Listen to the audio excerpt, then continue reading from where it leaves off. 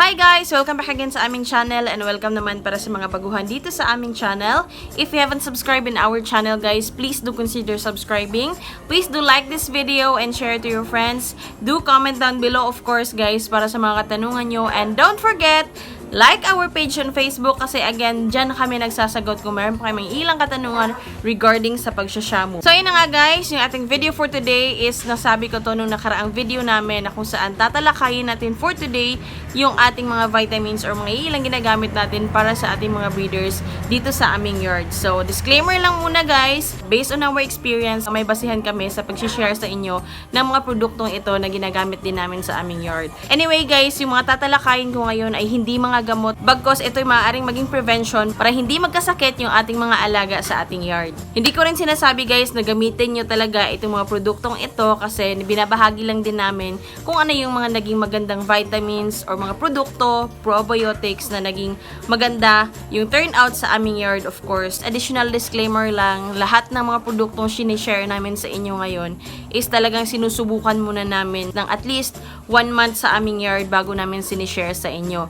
So kung sa iba dyan is mayroon silang mga negative sides tungkol sa mga produktong ito. And then yung iba naman guys is may mga positive sides. So nakadepende yan guys. So case to case basis yan.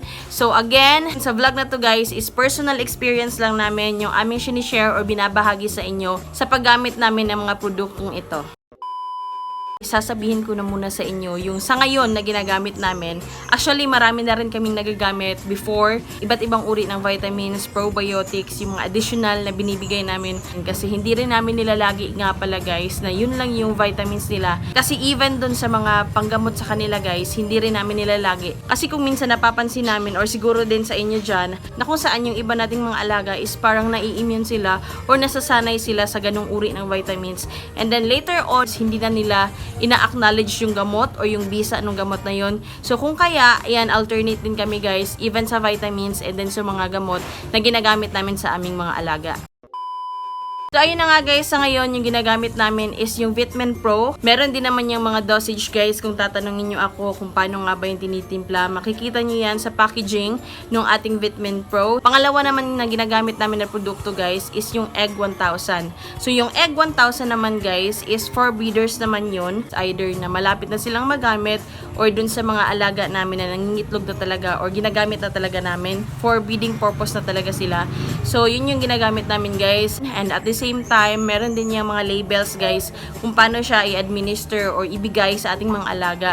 Kung minsan guys, kami nilalagay namin sa pagkain. Kung minsan naman guys, sa tubig or inumin nila. For additional info lang, plain water guys is a must din talaga lalo na sa mga alaga. Hindi dapat din natin silang ugaliin na mag-vitamins or yung mga iba't ibang produkto na ginagamit natin as always. Is nung nakaraang video ko, nasabi ko sa inyo yung tungkol sa probiotics na ginagamit ko or ginagamit namin dito sa aming yard, which is eto yun guys. Actually guys, mga isang buwan mahigit na rin namin silang ginagamit. Tulad ng nasabi ko kanina, talagang sinusubukan na muna namin yung mga produkto bago namin sinishare sa inyo. Yung produktong ito guys is yung tinatawag nilang probiotics. Maraming uri ng probiotics guys.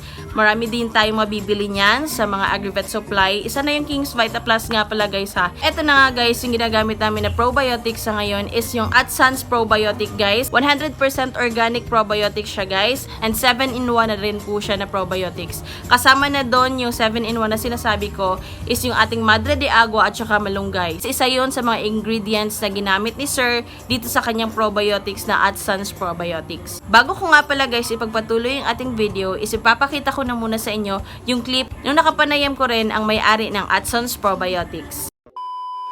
So, ayun na nga guys, ito yung sinasabi ko sa inyo. Ayan, yan yung probiotic guys. Ang sabi ni Sir dito is, ano siya, pure organic siya. So, ayan yung kanyang itsura guys. Ayan, siya yung nagbibenta niyan guys. And according to him, yung nilalagyan nito Sir kapag nag-ship kayo. Ang pag-ship ko ako sa nationwide, nilalagay ko po sa 500 ml na bottle. Yun lang po kasi mapadala natin sa LBC. Concentrated po yun siya. So, ang gawin nyo lang po pagdating sa inyo, ay halo nyo lang po sa 1 galong tubig.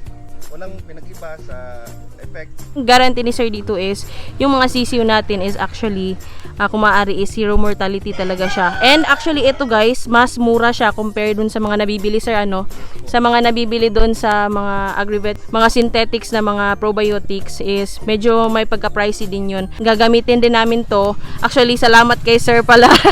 Ito rin po yung YouTube channel. So, yung isang ganito guys, imagine nasa siguro 4 liters. So, sa 4 liters mo guys, ang tagal mo lang magagamit. Compare sa synthetic din kasi, napansin namin before. Though wala naman akong against sa mga synthetic guys ha. Medyo tipid din talaga siya. Kasi ayan napakalalaki or ang dami din naman ayan. Ayan yung kanyang YouTube account.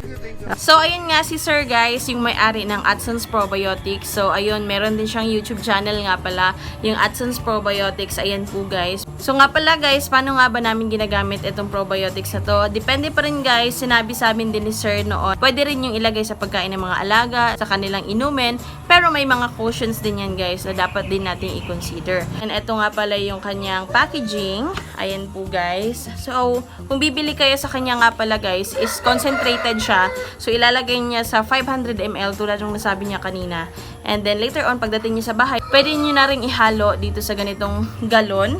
Ay, napakalaki naman din guys. And napakatagal din natin itong ubusin. So nga pala guys, paano nga pa ito gamitin? Sa isang galong tubig guys, haluan lang ng 5 takip ng probiotics. So, kumbaga ito guys, 5 takip nito. Ayan, tapos ihalo nyo sa isang galong tubig nito.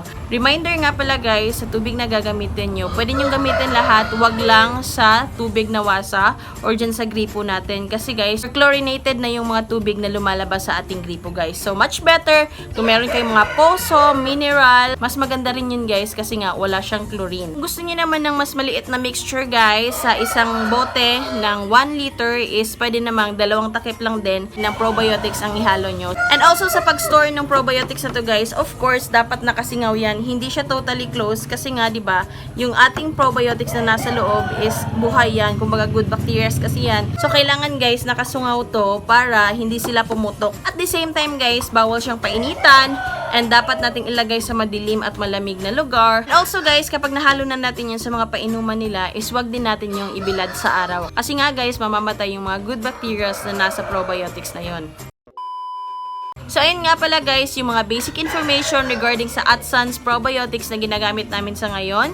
So, kung tatanungin nyo naman kami guys regarding sa mga kung ano nga ba yung nangyari, ano ba yung difference nung hindi pa kami gumagamit ito, ganyan. So, actually guys, mas napansin din namin sa ngayon na yung mga alaga namin is mas magana silang kumain. So, nakiniklaim din nga pala ng products na to or ng Adsons Probiotics na hindi lang 50% sa kinakain nila ang napupunta sa kanilang katawan, kundi 85%. So, more than 35% siya guys, na kung saan kapag nagbibigay tayo ng feeds is 85% na din talaga yung kanilang binibigay sa katawan kumpara nung hindi tayo nagbibigay ng probiotics. So, napansin din namin sa yard guys, usually lalo na sa mga inahin namin guys, is namumula talaga yung kanilang mga mukha.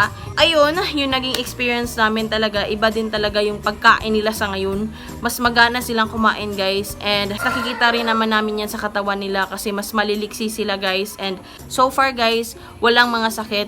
Hindi ko rin sa sinasabi na talagang lahat walang sakit, pero may mga ilan kami na dati pa man din, may mga sakitin na rin kaming mga manok. So sa ngayon, mas naging kondisyon yung pakiramdam nila guys by using the Adsons Probiotics guys. Depende pa rin yan sa inyo guys kung gagamitin nyo. Kasi kung tatanungin nyo ako, yun yung masasagot ko guys. Yung videong to ang masasagot ko regarding sa kung anong vitamins ba or pinapainom namin sa mga alaga namin, kung bakit daw naging ganyan yung mga alaga namin. Kasi nga din, maraming nagtatanong sa akin sa Facebook page at maging dito sa ating comment section regarding sa mga vitamins, kung bakit ganyan kalalaki or kalulusog yung aming mga alaga sa awa ng Diyos. So nga pala guys, hindi lang manok ang pwede nating bigyan ng ating probiotics, kundi yung iba't ibang uri ng hayop din guys. Pwede rin yan sa baka, sa kambing, sa baboy, even nga yung mga alaga naming aso dito guys, binibigyan namin sila kung minsan ng aming probiotics para at least maging condition din sila at the same time. So probiotics guys is a good bacteria na kailangan din ng ating mga alaga para masustain din nila yung kanilang kalusugan, maging malusog at masayahin. So ayun guys, yung mga naging experience namin tungkol sa Adsons Probiotics, and eto yun guys, ayan, malapit na nga naming maubos. Eto is always din ginagamit ni partner. Inaaraw-araw nga din naman naman ni partner talaga tong gamitin para sa aming mga alaga. So, ayun, so far so good guys. And, ayan, depende pa rin yan sa inyo guys ha, kung susubukan nyo yung Adsons Probiotics. Pero sa mga nagtatanong sa akin dyan, kung ano yung ginagamit ko, ayan, eto lang yun guys, yung ginagamit namin sa ngayon, tsaka yung Vitamin Pro, tsaka yung Egg 1000 na para naman sa aming mga breeders. So, ayun guys, yung tungkol sa bago namin ginagamit na probiotics dito sa aming yard. For details nga pala ni Sir guys, ilalagay ko sa description box yung Facebook niya at saka yung kanyang contact number. Para at least, ayan, kung meron kayong mga ilang further questions regarding dito sa probiotics na to, is si Sir mismo yung magsagot sa inyong mga katanungan. Para at least makilala nyo rin yung may-ari ng probiotics na ginagamit namin sa ngayon. So, ayun lang guys, yung ating video for today. Sana nag-enjoy kayo at may natutunan kayo of course sa ating video, and nakadepende pa rin sa inyo guys ang huling desisyon kung gagamitin nyo ba or hindi. So ayun lang guys, maraming salamat, at kung hindi ka pa nakapag-subscribe sa aming channel, please do consider subscribing. Please do like our video, share to your friends, and do comment down below para sa mga katanungan nyo. Don't forget also guys, like our page on Facebook. Again, dito nyo ako makontak kung mayroon pa kaming ilang katanungan regarding sa pagsasamo or pag-aalaga ng manok. Maraming salamat, and siguro naman malapit na mag-end talaga ang COVID. Let's just hope and pray guys na yun, doon na tayo papunta para makapag-ship na tayo. And of course, yung mga ilan na gustong pumunta sa yard is open na talaga tayo, or totally open na tayo sa lahat kasi nga wala ng virus. So ayun guys, maraming salamat. Please do good everybody. Goodbye and peace out. Bye guys!